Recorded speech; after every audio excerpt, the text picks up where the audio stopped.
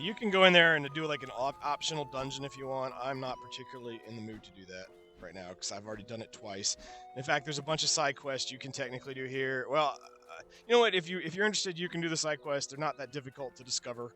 Here they basically teach you where you can take down a tree and then plant a tree and another tree will grow. You get to go kill a skeleton in a dungeon by going into the dungeon. And I need to get some portal blocks first. And then the other one is something. Forgetting off the top of my head.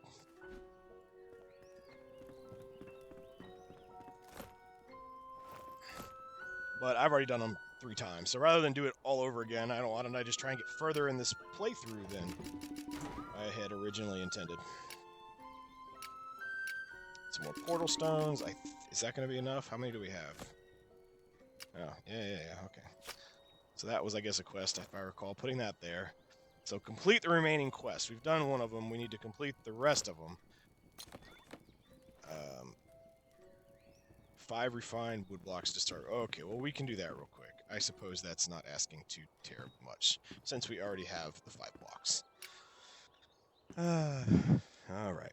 But normally, though, I tried to make it look nice. Now I think I'm just going to plop them down. Wherever we go, 1, 2, 3. I tried to rebuild it like so it would look nice, but there we go. 5 blocks in.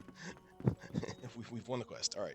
So this is really throwing. All right, I'm going to go to first person for right now because that's really throwing me off the way that's being done. I prefer third person, but I just can't tell where I'm going with me being invisible. All right. So 2 out of 3. All right. I can hear deep down you really want me to go do the dungeon, and it doesn't take that long, so I'll stop being a party pooper. It's not your fault I screwed up. So this is my punishment for screwing up. I get to go do this for now the 3rd time, which isn't that big of a deal. All right.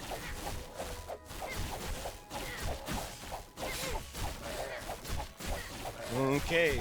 Last time I did this, though, I had upgraded my weapon first. So as you can see, not upgrading your weapon, I mean, you can still kill stuff, but probably a good idea to keep it upgraded on most occasions. And then we'll go in here, and let's collect our reward. Smash! Okay, and we got some portal stones and all that kind of stuff. And now it is time to vacate the premises. Which I don't recall it being difficult to do that, though. Suddenly, there were stairs there last time. I don't recall getting out of here being a problem. Oh, I can show you one thing. So one thing I like about this game too is you remember in Minecraft? Oh, they are. I forgot. That's why they're doing it. They're teaching you this. So you go to that and you hit the map and hit that button. It's unlike Minecraft. If you get lost or stuck somewhere and you're just kind of SOL, you can always go back to your start point, which is just one of those conveniences that super hardcore players may not like. But I think your everyday average person, such as myself, is going to really appreciate not having their time wasted. Because at the end of the day, games that make design choices that waste time. Oh, we did have a quartz, or we found one. Okay, well, let me go, because I don't know if we're going to get our workbench next. Let me go ahead and upgrade our wand here.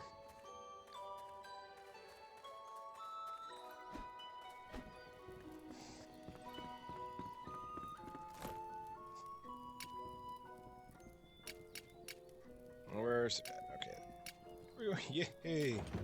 Alright, so now we have another wand. Which hopefully will last longer than the first one. I have no idea.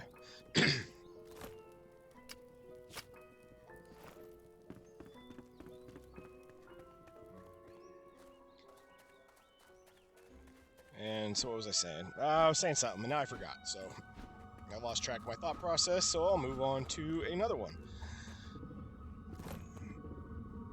Dun, dun, dun. Alright, move this here. 5. I think 5 should be enough. And this is how you build the portals. You get the portal blocks, and voila. Since there's different colors, I'm going to speculate that not all portals are going to be blue. And then we step into the portal. Waha. And I'm going to go on an assumption that this is a portal, and probably a wonderful and logical reason why the thing's called Portal Knights, because we're traveling through portals. Okay, good. All right. Well, we're back to where we can see themselves again, so I'm going to go back to this perspective, because I prefer it. And I have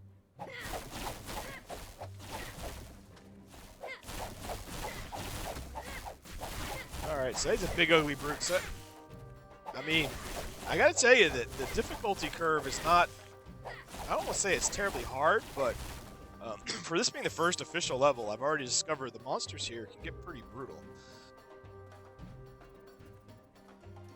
And we need to make another portal to get out of here. Quite frankly, I did kind of walk around here in the last playthrough and didn't really figure out much to do other than get a portal. And in one of them, I didn't bring enough wood, so I couldn't create a...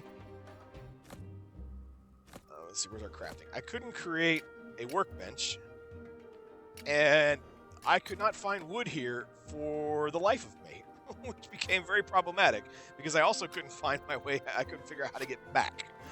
So this time I was smart enough to at least realize, let's make sure we have enough wood for a workbench.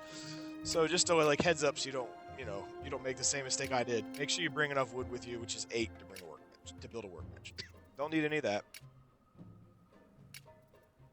So okay, build fireplace. You can build torches. Workbench 2. Don't see any necessity to do that.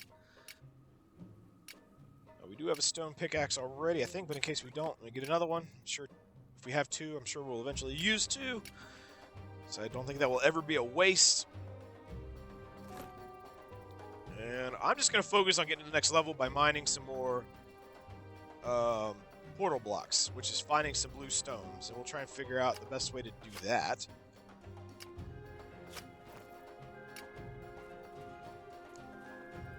So we do have some copper here. And we have some of these quartz. So now we can, dig away. And that's an electro quartz, which I'm guessing is electricity. And I'm going to make the assumption, though I don't know, that there's different quartz you can find with different properties. That would seem to make sense to me. And this is some copper.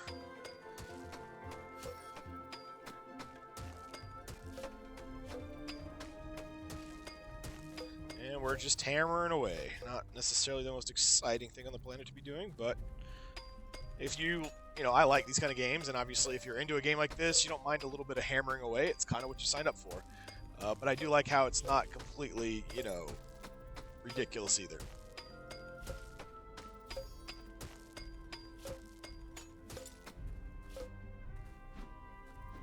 Alright. So we've got some copper, we got some quartz. What I really need, though, is some more portal stuff. And I'm pretty sure we can get them from killing monsters, and we can find them in treasure chest. I'm not sure where else to find them. Yeah, so see, there's another one. So we're just going to have to... Oh, and spacebar. So that's another lesson. So if you shoot if you move with the spacebar, he'll dive. So I'm going to think that's going to be important, especially for a wizard. Probably can't take too many hits. All right. Ooh, okay, level up. So we get to see what a level up does.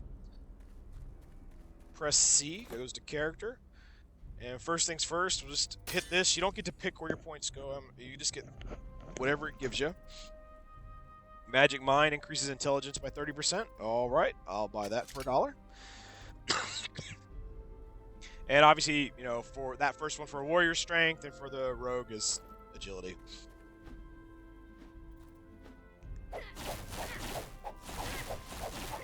All right, already doing some more damage, it looks like, which is good. So it's looking like in this game a level makes a big difference, as opposed to some other games where one level is kind of like It's not until you get 5 or 10 it really makes a difference. It looks like just a level or two is going to make a pretty significant difference in this game, which I like. I'm old school D&D when it comes to leveling, and I've always believed and felt that a level should feel substantial. Like, it should feel like a big deal when you get it. And I don't particularly like the trend nowadays of, everybody having, hundreds of levels, and every level increase just really doesn't make that big of a difference. With the exception maybe being an MMO, but even then, one, I hate the grind of MMOs. I find it very unlikely. I played them before. I find it very unlikely you're ever going to see me do a Uplay on them. One, because a Let's Play. A video on an MMO I think would be kind of boring. One, because it's so grindy, and two, I've just learned to despise MMOs. I do have a great idea for one, though. Like, a really good one. But the reason why it's good is it gets away from all the core mechanics. of modern MMOs. And without getting into details, I will say it pretty much involves you need to have kind of like you play a video game and it has levels, or if you play against so you play a match of StarCraft, for example. It has a beginning, a middle, and an end.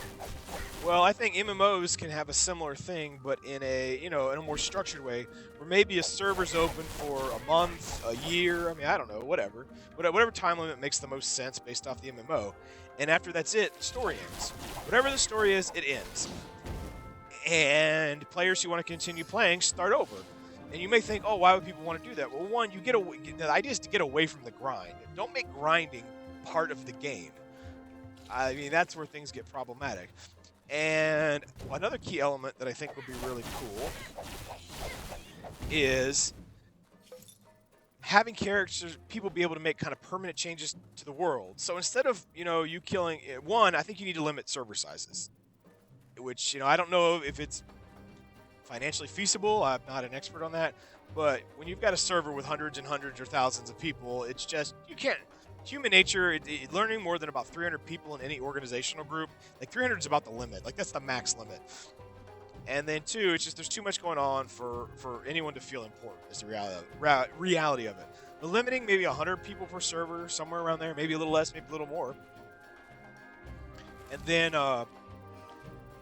having like the first person to beat like a major boss of an area or clear out an area, like they're the ones who beat it. And that area's been cleared. There's no going to kill the same boss monster 20 million times by, 20 different people. Instead of having a linear progression, more of a, where there's just one start point and one kind of main quest endpoint, have like a circular progression where characters start off in one place or one time frame, one location or whatever, but can go different directions. And there's no need for, that way not everybody's all going to the same place at once, et cetera, et cetera. And if you do play again, you go in a different direction, you're going to experience the game a little bit differently. And also it allows for people to kind of get kudos for, if an area is cleared, it can give kudos to whoever cleared it. Like such and such cleared by Little Mac and whoever, for example. Maybe they can get some kind of permanent bonus for doing that for their time while the server's up. And then at the end state, when the server shuts down, you really got to kind of now almost rank, not necessarily make winners and losers, but really kind of announce accomplishments. And maybe give some very, very minor and small permanent bonuses. The key thing is, one of the big problems with MMOs, another big problem with it is, all right, let me go see if we can make some portal stones now. And I'm talking about MMOs just because you can watch me blow stuff up if you want, but I don't really have much to talk about it while we're doing that. Is the simple fact of the matter. So we can, like Eve is a great example. I didn't get on the front end of Eve. I just didn't. I would love to play Eve, but I am so far behind the power curve. It's just I've tried. It's practically impossible. So imagine being able to start an MMO from scratch once every 6 months, once a month, once every year. As I said, whatever makes the most sense. And people can get some minor little advantages